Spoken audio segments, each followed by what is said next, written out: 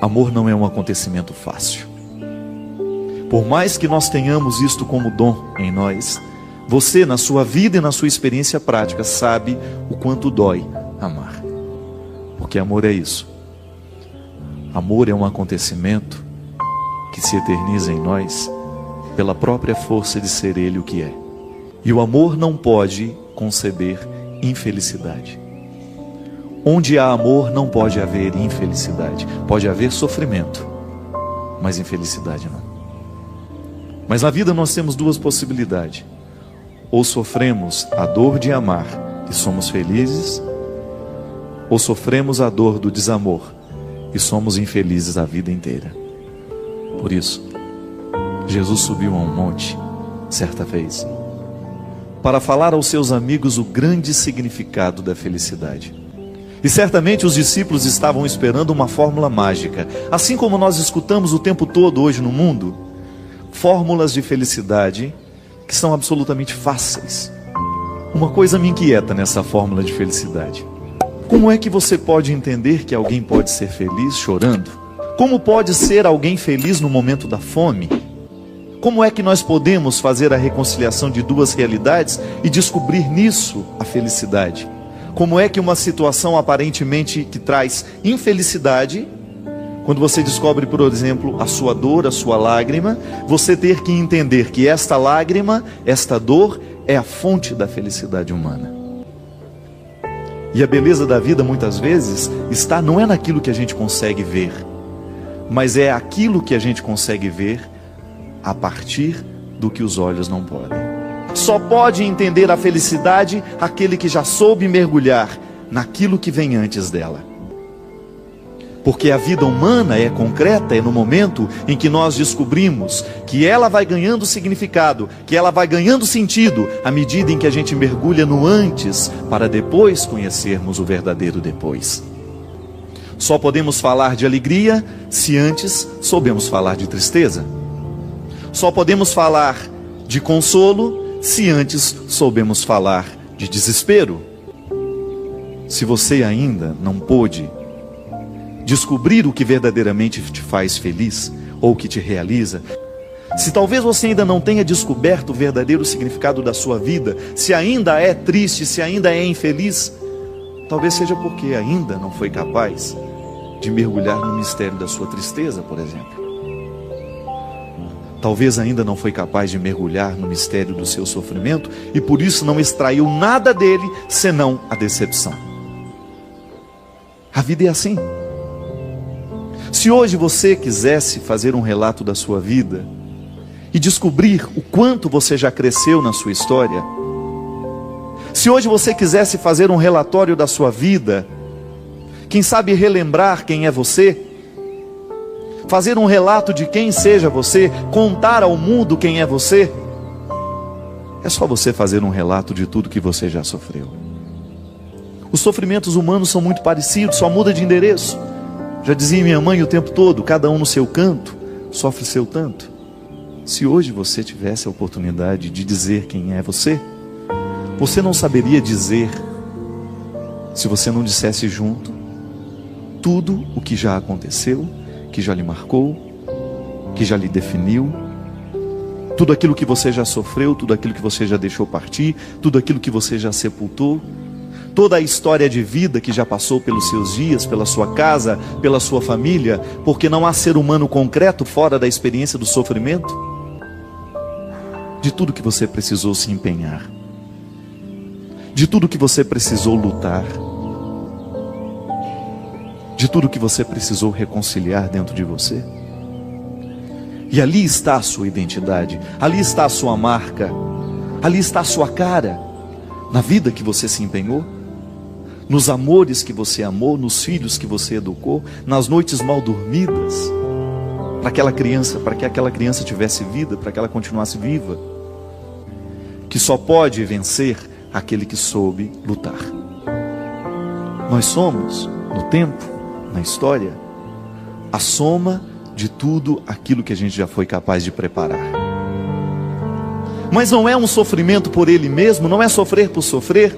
Quando Jesus nos apresenta um jeito de ser homem, um jeito de ser mulher, Está mostrando justamente que a vida, ela só é possível no momento em que nós conseguimos fazer a equação do sofrimento para vivê-lo na perspectiva da redenção. Se você tem que caminhar 30 quilômetros, é preciso dar um passo. O sofrimento da caminhada vale a alegria de uma chegada. Não há ressurreição sem o Calvário. Há também uma história interessante. Dizem que a águia americana, à medida que um tempo vai passando para ela, as unhas vão ficando curvadas, o bico vai ficando curvado, e ela vai perdendo o poder de caça. Vai perdendo o poder de caça justamente porque as garras já não conseguem segurar a presa. O bico já não consegue comer direito. E então, naquele momento, depois de ter vivido um bom tempo da sua vida, ela tem que tomar uma decisão.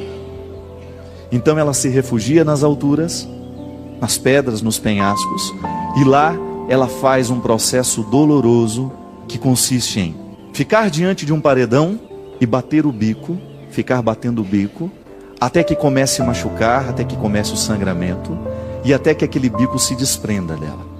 A águia precisa perder o bico que já não lhe serve. E é sofrido isso. Cai aquele bico e pelo próprio processo da regeneração da natureza, um novo bico vai surgindo. Cresce. Como se fosse uma criança ali se desenvolvendo de novo. E o processo ainda não terminou. Quando o bico já está novamente crescido, fortalecido, ela começa um processo de arrancar as unhas. Com o próprio bico novo, ela começa a arrancar as unhas que já não lhe servem mais, porque já estão curvadas, já não são capazes de segurar a caça. Se ela continuar com aquelas garras envelhecidas e sem poder de caça, o que acontece? Morre de fome. Não tem mais as características da águia. É uma águia, mas é uma águia sem poder. Depois de terminado todo este processo de arrancar as unhas, novas unhas começam a surgir, novas garras, jovens, fortalecidas. Terminado ali o nascimento das unhas, ainda não acabou o sofrimento. Pelo próprio instinto, ela sabe que precisa arrancar as penas, porque as penas também já estão velhas e ela precisa de plumas novas, uma vez que tem um bico novo e garras novas. E ali então começa a arrancar pena por pena, para esperar, mais uma vez, o processo da regeneração. Me parece que são 6 meses. 6 meses refugiada no meio dos penhascos para viver este processo. Com o bico novo, com as novas garras e com a nova plumagem, a águia consegue viver mais pela frente o mesmo tanto de vida que ela tinha tido até ali. O momento da restauração, da nova plumagem, do novo bico, das novas garras, equivale ao mesmo tempo em que ela viveu. É como se ela começasse a viver de novo. Já parou para pensar o quanto que a natureza pode ser fértil para nos ajudar a entender o próprio significado das bem-aventuranças? Porque também nós, em muitos momentos da nossa vida, chegamos diante de uma situação, ou a gente vive o processo da perda para recomeçar, ou nós vamos morrer do jeito que estamos. Quando nós não somos capazes de reagir diante da própria vida, quando nós vamos nos entregando aos poucos, quando daqui a pouco a gente já não percebe mais vida em nós, quando a gente se sente orgulhoso por ser águia, mas uma águia sem poder de voo. Águias, o próprio significado da força, da luta. Todo cristão é uma águia em potencial, é capaz de alçar voos, é capaz de vencer os obstáculos. O cristianismo nos fortalece para isso, mas nós ainda vivemos rastejando e ciscando como se fôssemos galinhas e galos. Somos águias em potencial, mas vivemos como se fôssemos galinhas, nos quintais, nos terreiros. Sabe por quê? Ainda não tivemos a coragem de encarar o sofrimento de verdade. Há 2 formas de nós encararmos o sofrimento, há 2 formas de nós encararmos a dificuldade. Ou encaramos de frente para vencer, e aí assumimos o sofrimento da luta de vencer aquela hora, Assim como a águia é capaz de vencer o sofrimento de retirar as unhas velhas, o bico velho, trocar a plumagem, ou então nós vamos ficar lamentando a vida inteira que não sabemos e já não conseguimos mais caçar. Ou enfrentamos o sofrimento da redenção. Esse sofrimento que transforma é aquele sofrimento da decisão diária, de você acordar e decidir: hoje Deus me quer de pé, hoje Deus me quer vivo, hoje Deus me quer lutando. Ou então nós vamos nos sucumbindo cada dia mais e vamos nos tornando apáticos, vamos nos tornando sem vida, achando que somos águias, quando na verdade nós só temos a aparência de águia, mas ainda não estamos transformados pelo poder da restauração que a vida pede de nós. Ainda não descobrimos a força que há no específico do que Deus pede de nós. As bem-aventuranças estão aqui para demonstrar que só podemos chegar à beleza do depois se soubermos viver a renúncia, o sacrifício, a luta do agora. Você experimenta isso na sua vida? Quantos jovens hoje, por exemplo, que estão vivendo a grande dificuldade do vestibular, não passa. Não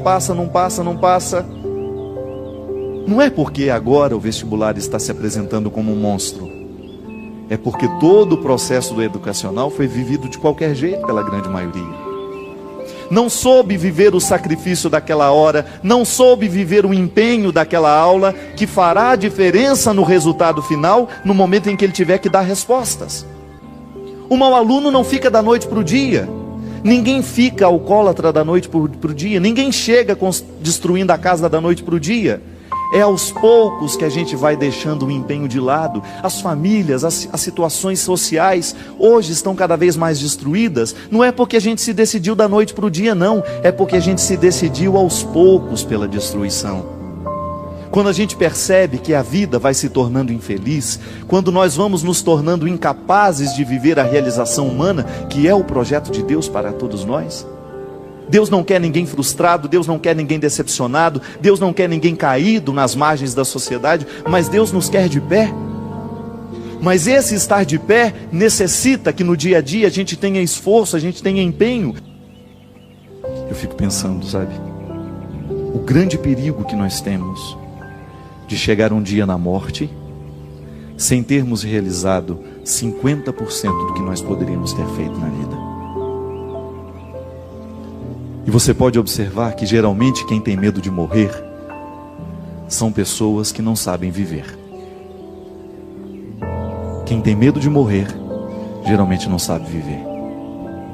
Porque quem vive bem, quem se empenha no que precisa se empenhar, não tem medo da morte.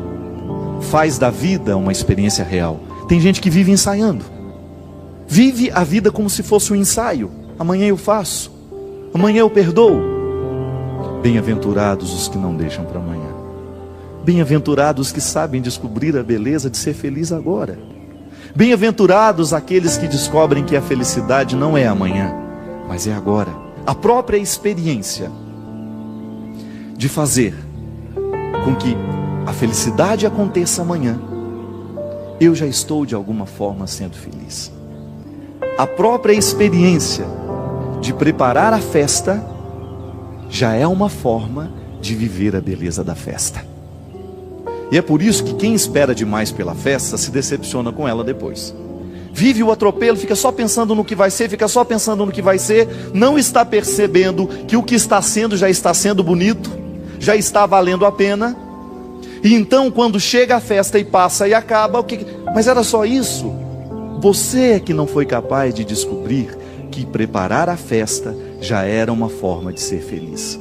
Que já havia uma alegria escondida em cada momento da preparação. Porque a nossa casa está cheia de pequenos pacotes, cheio de pequenas felicidades escondidas. Porque às vezes nós achamos que esta grande felicidade estará num grande pacote final. Vamos atravessar um lugar e chegar lá, a felicidade está lá. Não. A felicidade é justamente você ter a sensibilidade de abrir um armário da cozinha, tirar um pacote de arroz e você perceber que fazer bem aquele arroz, temperar bem, cozinhar bem, já é uma forma de fazer a felicidade acontecer ali naquela hora. Não é para ficar gostosa somente depois, não. É o processo de feitura, de dedicação ali, de você observar o processo da feitura, de você saber que tudo aquilo ali é detalhe seu sendo colocado. Aí você descobre que a felicidade é pequena e que ela vai se tornando grande à medida em que a gente vai juntando uma coisa na outra. Há um jeito de ser feliz. Não é uma receita mágica, mas é a atitude de cada hora, é a atitude de cada momento. Você se empenha para conseguir um resultado final. O atleta, por exemplo, o que diferencia um atleta medalha de ouro do medalha de prata? Às vezes, minha gente, 5 segundos, milésimos de segundos. Chegou à frente por uma diferença de milésimos de segundos.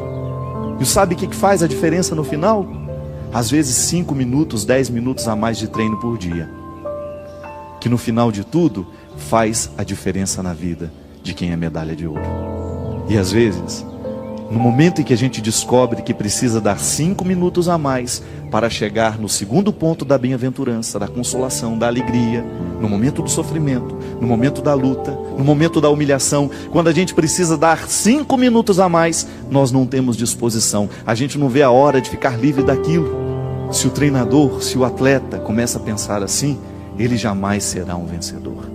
Jamais será um vencedor e se contentará sempre em ser um terceiro, quarto, último lugar, porque ele já aprendeu a ser um perdedor, aprendeu a ser uma águia velha sem o poder de caça, aprendeu a ser uma cigarra eternamente debaixo da terra, que nunca sai para cantar, porque não vive de fato o processo de estar ali para ser o que é. O medalha de ouro é aquele que se desafia. Estou cansado, mas vou treinar mais 5 minutos. Porque isso, 5 minutos hoje, 5 minutos amanhã e depois, farão diferença no meu resultado final. E tem isso diante de si, tem essa consciência de que não pode parar, de que não pode deixar de lutar. Porque a vida, a felicidade, só acontecerá na sua vida se ele souber viver o empenho daquela hora, a dificuldade daquele momento, se souber sorver com todas as forças aquele momento que está lhe batendo a porta, aquele desafio que precisa ser vencido. Porque há muitos de nós que precisa cair o bico e fica só olhando para o penhasco. Meu Deus, preciso começar a bater esse bico nesse penhasco. Vou começar amanhã. É igual dieta que começa na segunda.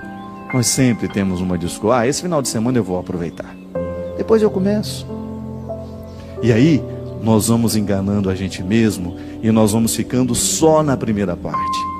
Continuamos pobres, continuamos miseráveis, continuamos mesquinhos, continuamos enjoados, continuamos aborrecidos, continuamos humilhados, continuamos mortos, continuamos no sepulcro, porque deixamos de viver a perspectiva da vitória, porque a gente não tem a coragem heróica de bater o bico contra o penhasco e deixar que caia aquilo que já não é mais nosso. É igual pessoa que morre alguém da família e que não aceita a morte. Fica vivendo como se aquela pessoa existisse, estende o sofrimento a vida inteira, não é capaz de dar tchau, não é capaz de sepultar, não é capaz de compreender que as pessoas morrem, por mais trágico que seja a morte. Precisamos nos libertar disso. Morreu, vamos sofrer, mas vamos sofrer para que a cura aconteça em nós. Vamos sepultar o que precisa ser sepultado. Nisso consiste a maturidade. É igual o namorado que termina e que não aceita que o namoro acabou, fica eternamente sofrendo pelo namorado que não virá mais. E não são poucas as pessoas que hoje vivem a agonia, porque não sabe deixar as pessoas irem embora, não sabe deixar as pessoas partirem. Saudade é o revés de um parto, é arrumar um quarto para um filho que já morreu. Olha que coisa mais triste. Fazer da vida uma eterna espera de quem já não volta. E quem espera por aquilo que não é possível, já está sendo infeliz nas pequenas partes. Porque o bonito da vida é a gente descobrir, não deu certo, mas agora a gente pode ir além. Quem gosta de apontar para o que não deu certo são as pessoas infelizes.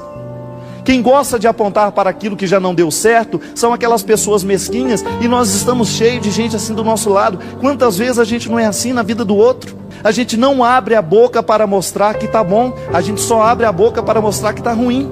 Quantas vezes nós fazemos na nossa vida isso, uma constante recordação para o outro de que ele não presta. Só pode apontar a pobreza do outro se você tem uma riqueza para apresentar para ele. Senão, o seu dedo acusador não serve para nada.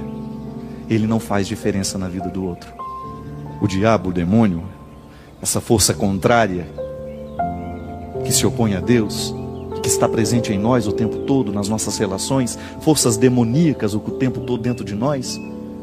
Eu não gosto de imaginar o diabo como um homem chifrudo, não. Apontando, não. Sabe como que eu gosto de pensar o diabo? E que eu acho que é um jeito mais saudável de pensar? Quando a gente é mal nas pequenas coisas. Quando o outro constrói uma relação de maldade só para enganar. Isso é demoníaco em nós. É como se o mal estivesse aqui e eu tomasse uma parte dele e falasse, eu agora quero ser mal também. Eu estender a mão em direção à maldade e dizer, venha para mim. Isso é demoníaco, isso é o diabo. E o diabo, essa força contrária, é aquele que fica parado nas esquinas da vida, nas portas das nossas casas, dentro dos corredores das nossas casas, para dizer assim, olha ali o que você fez de errado. Mesmo que a gente não tenha conseguido fazer certo, Deus, ao contrário de ficar apontando o que não foi feito, ao contrário de ficar apontando o que não deu certo, Ele apenas nos sorri e nos diz, olha o que ainda pode ser feito. Olha a beleza que ainda você não foi capaz de conquistar. Vive esse tempo debaixo da terra agora, de sofrimento, de luta, mas não viva triste não. Já descubra que esta luta, esse sofrimento, é redentor na sua história. Perceba que neste momento da sua história, há uma felicidade sendo nutrida, e que você só será capaz de reconhecê-la à medida em que você é capaz de perceber que neste momento da sua vida, da sua história, há uma dor acontecendo, mas há uma alegria sendo preparada. Só sabe ser feliz quem soube ser de fato triste. Só sabe ver o valor da riqueza aquele que verdadeiramente experimentou a pobreza. E é por isso que há um ditado popular que diz muito bem, tudo que vem muito fácil, vai embora muito fácil também. Que não precisou lutar para alcançar. A felicidade já foi dada para todo mundo. Deus não muda de ideia. Deus não amanhece mal-humorado e fala, hoje eu vou retirar o que já dei. Não. Se a felicidade não está acontecendo, é porque a gente ainda não teve forças de arregaçar as mangas, ou a gente ainda não teve coragem de enfrentar o penhasco, ou a gente ainda não teve coragem de enfrentar a solidão da terra, e a vida foi ficando preguiçosa, e nós fomos ficando preguiçosos, nós não fomos nos tornando capazes de assumir o sacrifício daquela hora, daquele momento, e aí ficamos colocando a culpa em Deus. Mas e a minha parte, e a sua parte? Onde é que está o nosso empenho? Onde é que está o preparo nosso de cada dia? Aquilo que você olha e enfrenta, gente do céu, eu não posso continuar com esse bico caído desse jeito. Eu tenho que ter coragem de mexer na minha história, nos meus sentimentos. Eu tenho que tomar coragem de mexer nas minhas feridas, porque é somente mexendo que eu vou me tornar capaz de viver a cura, a experiência da reconciliação interior. Quantos de nós precisamos fazer isso? Quantos de nós precisamos aqui viver neste momento, agora quem sabe, sair deste sofrimento que não tem nenhuma redenção nele? Sofremos por sofrer, vivemos por viver, a gente vai vivendo pela metade, a gente vai vivendo como se fôssemos vamos fazendo da vida apenas uma experiência de metade. Dizem que na China há um rio chamado Rio Amarelo, diferente dos outros rios, porque este rio, ele acaba antes de morrer. Mas você poderia me perguntar assim, mas padre, qual é a diferença que existe entre acabar e morrer? Não é a mesma coisa? Não. Quando a gente morre, nós na verdade entramos numa nova perspectiva de vida, não é assim que a gente acredita? Então a gente não acaba, a gente continua na eternidade. A morte é apenas um momento de transformação. A gente se transforma em outra coisa, a gente entra em outra perspectiva, a gente entra em outra realidade. E o rio morre no mar. Isto é, ele deixa de ser água doce para se misturar nas águas salgadas. Então, aquilo que era rio morre no mar, isto é, transformou-se em mar. A água não seca, ela se mistura nas outras. E o Rio Amarelo, esse rio da China, ele não tem força para chegar ao mar. Então ele não morre, ele acaba, ele vai secando, ele não tem força para ir além, ele não chega ao destino final. E veja bem você que o remanso das águas de um rio não tem outro significado senão levá-lo a morrer no seu destino final, que não é uma coisa triste. A morte não é um acontecimento desastroso para o cristão. Também para o rio não é. Morrer no mar é chegar ao destino final, ao destino tão esperado. O movimento das águas não quer outra coisa senão lançá-lo para o seu destino final. Veja bem que um rio, ele só é capaz de chegar no mar à medida em que ele tem afluentes. Isso é, à medida em que ele tem outros rios que se juntam a ele, em que ele não está só, porque sozinho ele morre. Ele acaba antes de morrer. Sozinho ele não chega ao destino final. Quantos de nós também não corre o risco de ser esse rio amarelo? A própria expressão já diz, né? Lá em Minas, quando a gente não está, ixi, eu amanheci meio amarelo. E esse sorriso amarelo, a gente fala, né? Sem graça, sem vida. Se hoje está com um sorriso amarelo. Isso é, está um sorriso que está acabando. Ele nem começa, já acaba. Parece que só sorri por, né? Já acabou. Agora, o sorriso, quando ele é de fato, ele morre na alegria. Ele pode até terminar, mas ele não acabou.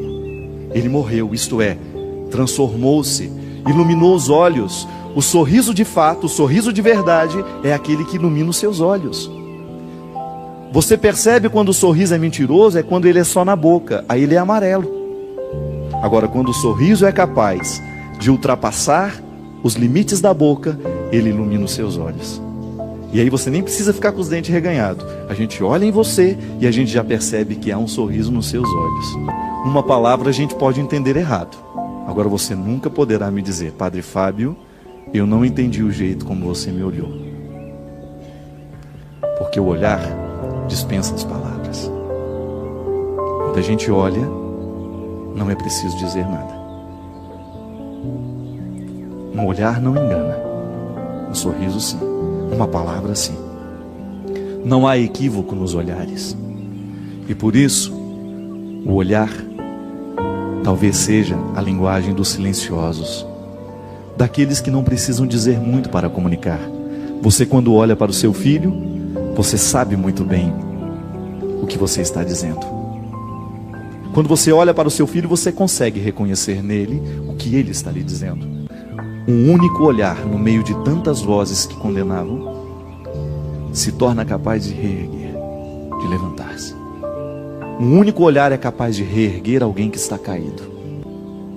Eu gostaria muito, do fundo do meu coração, que hoje esse olhar de Jesus pudéssemos encontrar também. Quem sabe para a gente ter coragem de levantar e não acabar. Quem sabe para uma nova esperança tomar conta do nosso coração, para que a gente seja capaz de esperar a morte, que é justamente o momento da nossa transformação. Porque sabendo viver, nós certamente saberemos morrer. Hoje é o tempo. Hoje é a vida. A vida não foi ontem. O que foi ontem já não tem mais poder de decisão sobre nós. Pode até nos influenciar, mas não é decisivo mais, porque já foi, já acabou. Agora, hoje é o dia de ser olhado. Hoje é o dia de descobrir que ainda tem jeito. Hoje é o dia de decidir-se. De quem sabe buscar um afluente. Se você hoje é um rio que está muito sem água, se hoje você não tem muita água para chegar no destino final, busque os afluentes. Só podemos chegar ao final se a gente tem afluentes. Se Deus está ajudando aí através de outros, se outras pessoas estão entrando na nossa história, se a gente se segura um no outro, de fato, com responsabilidade, não para apontar o que foi de errado. Há quantos filhos, há quantos casamentos acabando feito o rio amarelo? Sabe por quê? Porque falta água para fazer levar até o final. E águas são palavras que vão nos ajudando a vencer aos poucos, que vão nos ajudando a superar os obstáculos. Águas são palavras que muitas vezes são dadas e entregues sem nenhuma frase na boca, mas com olhares que nos animam a vencer o primeiro momento da história. Bem-aventurados hoje aqueles que são capazes de buscar os seus afluentes, de buscar uma boa influência na vida, de superar esse momento de dor, de superar esse momento de tristeza e de descobrir que nisso já há uma felicidade. E que hoje a vida pode ser nova para nós. Que hoje a vida pode acontecer de maneira bonita na nossa história. Porque Jesus está aqui.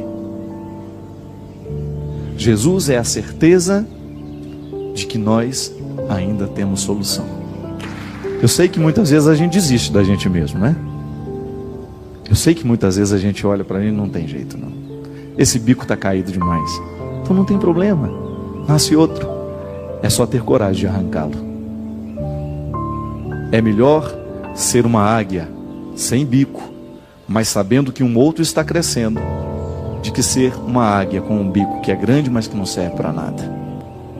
Se tem uma coisa que é difícil na vida, é a gente experimentar a misericórdia pelo lado dos fracos. Experimentar a misericórdia pelo lado dos fortes é ótimo. É muito bom dar conselho, é muito bom dar dinheiro para quem é pobre, é muito bom ajudar quem precisa. Isso é maravilhoso, é quase uma vaidade ser misericordioso. Quero ver é a gente descobrir a graça e a alegria de viver a misericórdia pelo lado do fraco. Quando eu tenho que assumir aqui nessa história, eu sou necessitado. É vergonhoso muitas vezes a gente abrir o coração e dizer: hoje quem precisa de ajuda sou eu, porque eu estou acabando. As minhas garras já não servem para nada senão para machucar. Não consigo apanhar nada de bom no mundo. Eu vou e tudo que eu pego é só carniça. Não consigo pegar nada vivo porque eu não tenho forças mais para retirar a vida. Não consigo mais me alimentar porque eu já não sou mais capaz de ter ali condições, habilidade. Aí a gente vive na carniça, a gente vive cultivando os mortos, a gente vive no passado, a gente vive na decepção e a gente não experimenta, não prova a beleza que há no outro lado. Sabe quando você se torna capaz de descobrir o avesso? Quando você olha um pano, fala: nossa, é engraçado, o pano do avesso ele é bonito também. Dá quase que para usar dos dois lados. Só que você precisa ver e descobrir a graça de olhar o avesso. Olhar a sua tristeza, por exemplo, do avesso. A tristeza do avesso é sempre uma alegria sendo preparada. O rompimento do avesso, precisou romper aquela relação que te fazia mal, que trazia dor, que trazia sofrimento. Você olha do avesso e você descobre: nossa, é a minha libertação. O sofrimento do rompimento é a minha libertação. Namorados e namoradas que estão aí se machucando há anos e anos e anos e não têm coragem de romper, não têm coragem de acabar. Amizades que às vezes estão nos destruindo, vícios que estão nos destruindo. Olha do avesso o sofrimento do rompimento e você descobre a sua libertação. Veja a humilhação pelo lado do avesso e você descobre a virtude. E aí sim, a gente vai se tornando sábios, porque a gente descobre que há um jeito diferente de enxergar o mundo. Há um jeito diferente de ver aquela mesma história, só que agora com os óculos de Jesus. Antes era desesperador, agora não, porque a gente olha com os óculos de Jesus. Antes era impossível amar aquela pessoa e agora, emprestando o coração de Jesus, se torna mais fácil. Antes era impossível perdoar, mas agora, emprestando o coração de Jesus, se torna mais fácil. Porque o coração de Jesus vai me mexendo, vai me transformando e eu vou me tornando diferente. Porque a transformação vai chegando em mim. Está enxergando mal? Não está sabendo ver a alegria na tristeza? Não está sabendo ver a vitória no treino, no sofrimento daqueles 5 minutos? Peça a Deus os óculos dele. Mas eu te achava tão feio antes. Engraçado, eu não suportava aquele seu jeito de falar. Agora com os óculos de Jesus eu te vejo diferente. Eu te via com tanto preconceito, meu Deus do céu. Eu te achava um homem vulgar. De repente eu coloco os olhos de Jesus e te enxergo de um jeito diferente. Eu não tinha a menor paciência com você. E agora, com os óculos de Jesus, eu te vejo de um jeito tão diferente. Parece que mudou. E às vezes está do mesmo jeito. O que mudou foi o seu jeito de enxergar. Olhe para suas mãos. Mãos que tantas vezes trabalharam e mãos que tantas vezes ficaram paradas sem fazer nada. Essa é a nossa vida. E pense que nessas mãos Deus resolveu colocar a sua felicidade. O presente está aí, só que está embrulhado. é preciso ter coragem de abrir o pacote. E dentro dessa caixa, Deus colocou um par de óculos. Esse é o seu presente, para que você coloque hoje e possa enxergar um mundo diferente.